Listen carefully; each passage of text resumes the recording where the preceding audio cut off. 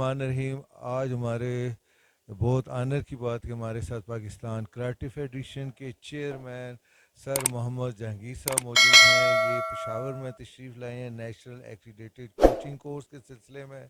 तो मैं व्यूवर्स इनसे रिक्वेस्ट की है कि ये फ़र्स्ट टाइम हमारे एजाज स्पोर्ट्स क्लब पे अपना जो है इंटरव्यू के लिए तशरीफ़ लाए हैं। तो सर सबसे पहले तो अस्सलाम वालेकुम और welcome eight Ejaz sports club. बिस्मिल्लाहिर्रहमानिर्रहीम। बहुत शुक्रिया इजाज़ साहब। आप बड़ी मेहनत से कराटे के लिए अपना चैनल चला रहे हैं, तो आपको मैं मुबारक भी देता हूं और खुशामदीद भी कहता हूं इसमें। बहुत शुक्रिया सर। सर मैं थोड़ा सा ये जानना चाहता हूँ, आपसे पहले भी कराटे फेडरेशन के काफ़ी अहदेदार थे और उन्होंने भी काफ़ी वर्क किया है इसके ऊपर, स्पोर्ट्स के ऊपर, कराटे के ऊपर। लेकिन जो इज़्ज़त अल्लाह ताला ने आपको दी है, ज़ाहिर है वो कि अभी तक किसी और के नसीब में नहीं आई है। मैं थोड़ी सी आपसे हिस्ट्री पूछना चाहता हूँ कि कब आपने karate federation as a general secretary कब, किस सन में, उससे यहाँ तक आपकी अचीवमेंट क्या है? देखें जी, कराटे तो मैं शुरू से खेलता था, बहुत पहले से उसमें खेलता भी था, नेशनल चैम्पियन भी हुआ, जूडो में भी नेशनल चैम्पियन हुआ, साउथ एशियन गोल्ड मेडल में हुआ जूडो में। 97 दिसंबर में मैंने कराटे फेडरेशन जनरल सेक्रेटरी बना था मैं। तो दिसंबर में जब हमने शुरू की तो हमारे पास पहला टारगेट उस वक्त आया कि 99 में जो साउथ एशियन गेम्स में हो रही थी नेपाल में, तो उसमें हमने जाना था। तो बिल्कुल उस ज़माने में ना कोई ट्रेनिंग की फैसिलिटीज़ थी, ना कोई और थी। कैंप भी लगा, पहली दफ़ा हम लोग जा रहे थे, उसमें स्पोर्ट्स बोर्ड में कैंप लगा। हमने उनसे रिक्वेस्ट की कि जी हमने ईरान जाना है ट्रेनिंग के लिए। तो उन्होंने कहा जी कराटे पता नहीं क्या है क्या नहीं है। उन्होंने हमें कोई फाइनेंशियल हेल्प नहीं की। हमने रेलवे की टिकटें ली, रेलवे पे बैठे पूरी टीम के साथ, मैं भी था। और हम लोग वाया कोयटा, कोयटा से उतर के फिर आगे ट्रेन में बैठे और तफ्तान बॉर्डर तक ट्रेन में गए। फिर आगे हमने क्रॉस करके ज़ैदान पहुँचे, फिर बसों में बैठ के तेहरान पहुँचे। वहाँ पे फेडरेशन के ऑफिस में गया, उनसे रिक्वेस्ट की ट्रेनिंग के लिए। और वहाँ पे क्लब्स थे, ये अहमद साफ़ी का क्लब भी था, वहाँ भी हम लोग ट्रेनिंग करते रहे।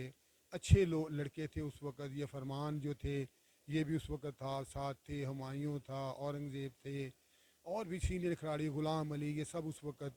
इन्होंने बहुत मेहनत की। हम कोई इतने अच्छे होटल भी नहीं ठहरे थे उधर। खाना पकाने के लिए हम अपना कुक साथ लेके गए हुए थे, खाना हम खुद पकाते थे। हमने आके इधर आए, फिर पाकिस्तान स्पोर्ट्स ट्रस्ट बन गया, उन्होंने भी हमारी मदद की। हमें एक फ़ॉरेन कोच ला के दिया, जिससे हमारी शुरुआत हुई। और 2004 की जो साउथ एशियन गेम्स थी, उसमें पाकिस्तान ने अल्हम्दुलिल्लाह 9 में से 7 गोल्ड मेडल जीते और एक सिल्वर और एक ब्रॉन्ज जीता, जिससे हमारी शुरुआत हुई कि हमने आगे चलना शुरू किया। उसके बाद 2006 की श्रीलंका में आ गई साउथ एशियन गेम्स। पाकिस्तान में इंडिया नहीं आया था, लेकिन साउथ एशियन गेम जब श्रीलंका में हुई वहाँ पे इंडिया भी था। फिर एक हमारा और इम्तहान हुआ कि जी यहाँ पे इंडिया भी है, फिर देखते हैं। और अल्हम्दुलिल्लाह अल्हम्दुलिल्लाह हमें ये एज़ाज़ है पाकिस्तान का कि हमने वहाँ पे इंडिया को भी हराया और श्रीलंका में भी कराटे ने पहली पोजीशन हासिल की।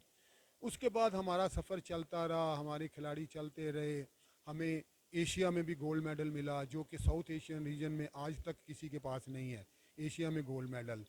फिर हमारे सादी अब्बास ने यूएस ओपन में 2 दफ़ा गोल्ड मेडल जीता, कॉमनवेल्थ में गोल्ड मेडल जीता, एशिया में 2 ब्रॉन्ज भी जीते। हमारा चलता रहा। उसके बाद पिछली जो एशियन गेम्स हुई हैं 2018 में, वहाँ पे अल्लाह ताला ने हमें इज़्ज़त दी कि हमारी लड़की नरगिस जो थी उसने ब्रॉन्ज मेडल जीता। हमें उस वक्त नहीं पता था, लेकिन बाद में पता चला कि पाकिस्तान की हिस्ट्री में जब से पाकिस्तान बना है, एशियन गेम्स में किसी लड़की ने मेडल हासिल नहीं किया हुआ था, किसी भी स्पोर्ट्स में। मैं कराटे की बात नहीं कर रहा, किसी भी स्पोर्ट्स में एशियन गेम्स में किसी लड़की ने मेडल नहीं जीता हुआ था इंडिविजुअल इवेंट में। तो हमारी लड़की ने ब्रॉन्ज मेडल जीता, उससे हमें ये भी एक हिस्ट्री बनाई। फिर पाकिस्तान कराटे फेडरेशन को ये एजाज़ है कि खालिद नूर को प्राइड ऑफ परफॉर्मेंस मिला, सबसे पहले तमगा इम्तियाज़ फरमान अहमद को मिला, फिर नरगिस को प्राइड ऑफ परफॉर्मेंस मिला, फिर शाहिदा को प्राइड ऑफ परफॉर्मेंस मिला।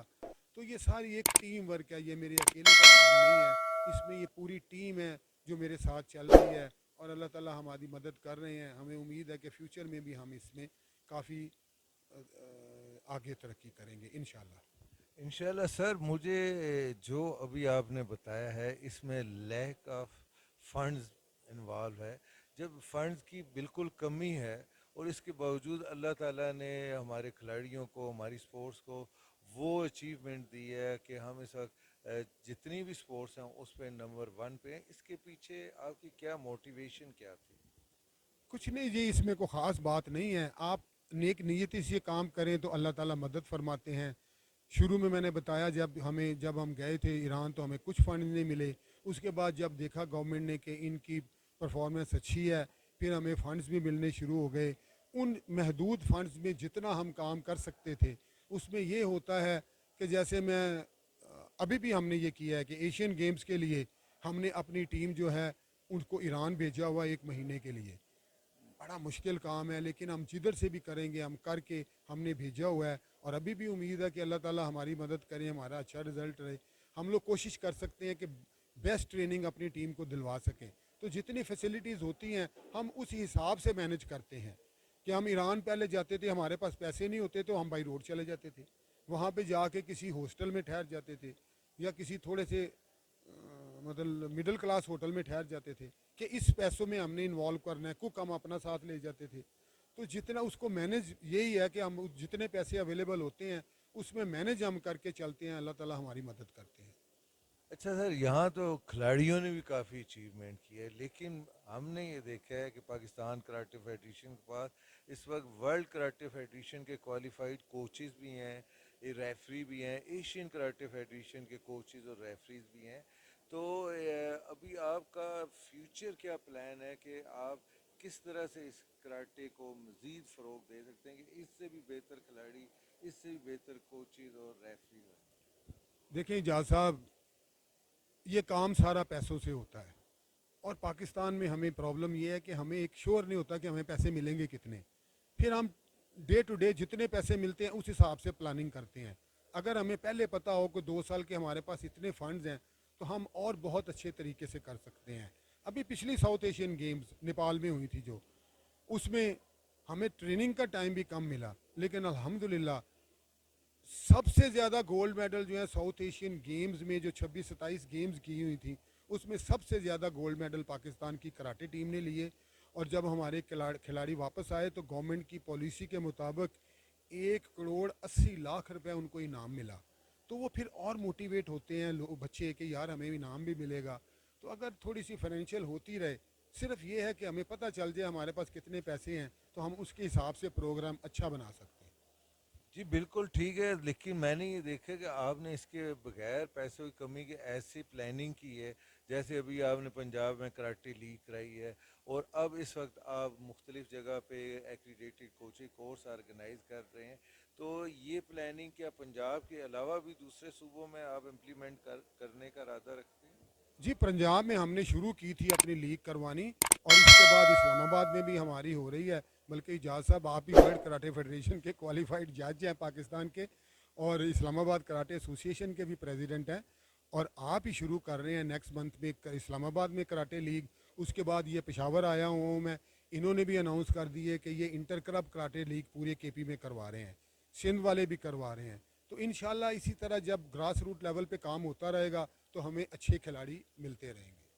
بالکل ٹھیک ہے. اچھا, ابھی آپ نے بہت ایک اچھا سسٹم نیو انٹروڈیوس کرایا ہے کہ آپ نے تمام کلبز کو کراٹے فیڈریشن کے ساتھ رجسٹر کر رہے ہیں, تمام کھلاڑیوں کو رجسٹر کر رہے ہیں. اس سے کلبز کو اور کھلاڑیوں کو کیا فائدہ کیا ہوگا؟ دیکھیں اجاز صاحب, ایک تو ہمارے پاس سب سے بڑی بات یہ ہے کہ ڈیٹا اکٹھا ہوگا. یہ اولمپک کی بھی یہ ریکوائرمنٹ تھی, ورلڈ کراٹے فیڈریشن کی بھی, کہ ہمارے کتنے کلب ہیں, کتنے کوچز ہیں, کتنے پلیئر ہیں. پھر ہمیں یہ ہوتا ہے کہ ہم پلیئر جو رجسٹر کرتے ہیں وہ ہمیں یہ پتہ ہوتا ہے یہ ہمارے کراٹے کے پلیئر ہیں, یہ رولز ریگولیشن جانتے ہیں. کہ مطلب یہ ہے کہ ایک بندہ جس کراٹے نہ کھیلتا ہو وہ آ جائے, وہ چوٹ دوسرے بچے کو لگا سکتا ہے. تو ہم جو پلیئر رجسٹر کر رہے ہیں وہ پلیئر رجسٹرڈ پلیئر ہی کرتے ہیں. اور ہمیں اس میں شروع میں کافی مشکلات ہوئی تھی, لیکن الحمدللہ اب ہمارے پاس پورے پاکستان سے کلب بھی رجسٹر ہو رہے ہیں اور پلیئر بھی رجسٹر ہو رہے ہیں. اس سے آپ کو کافی کچھ ڈیٹا اکٹھا ہو جائے تو آپ کی پلاننگ اچھی ہو جاتی ہے. بالکل ٹھیک ہے. ابھی آپ بتا رہے تھے کہ ہماری ٹیم انشاءاللہ ایشین گیمز میں بھی جا رہی ہیں. کوئی ہوپ فل ہے؟ جیسے وہ بہت اچھا آپ نے کوچ ہائر کیا جو پوری دنیا میں فیمس بھی ہے, ایران سے ان کا تعلق ہے, احمد صافی صاحب. تو کچھ امید ہے آپ کو؟ نہیں جی انشاءاللہ تعالی کوشش یہ ہے. احمد صافی جو ہیں یہ 2004 میں بھی اور 2006 میں بھی پاکستان کے کوچ تھے. جب ہم نے ساؤتھ ایشین گیمز میں پہلی پوزیشن حاصل کی تھی دونوں دفعہ, تو ہم نے ان سے ریکویسٹ کی تھی, ہم نے ٹیم ان کے پاس بھیج دی ہے. تو باقی اب بڑا مشکل ہو گیا ایشین میں بھی کمپٹیشن. ابھی پہلی دفعہ قزاقستان ایشین چیمپئن بن گیا پچھلی ایشین چیمپئن شپ میں. مطلب جاپان تھا, ایران تھا, لیکن قزاقستان ایشین چیمپئن بن گیا. تو اس لیے ابھی کوئی پریڈکٹ نہیں ہم کر سکتے, لیکن کوشش پوری کر رہے ہیں کہ ہمیں کوئی میڈل ملے. اچھا سر, لاسٹ میں آپ کیا میسج پاکستان کے کوچز کو, کھلاڑیوں کو دینا چاہیں گے؟ دیکھیں اجاز صاحب, میری تو یہ ریکویسٹ ہے کوچز سے بھی, ریفری سے بھی, پلیئر سے بھی, کہ جتنی تیزی سے رولز بدل رہے ہیں وہ اپ ڈیٹ رہیں. جب رول سے وہ اپ ڈیٹ ہوں گے تو وہ پلیئر کو بھی اچھی ٹریننگ کرا سکتے ہیں, اور پلیئر جو ہے اس کو نئے رولز کا بھی پتہ ساتھ ساتھ چلتا جائے گا. کیونکہ جب سے یہ پچھلی اولمپک میں ہماری کراٹے گئی ہے وہ بڑی تیزی سے رول چینج کر رہے ہیں. تو اس کے لیے رول سے آگاہی جو ہے نا, اس کے لیے کوچز کو بھی کورسز ہونے چاہیے, ریفریز کے بھی ہونے چاہیے, تبھی پلیئرز کو آگے پورے رولز کا پتہ چل سکتا ہے. بہت شکریہ سر, آپ کا ٹائم کا بہت شکریہ. تھینک یو بہت ویری شکریہ مچ. جی, جا صاحب تھینک بہت یو. شکریہ. Fly so high, I'm hypnotized.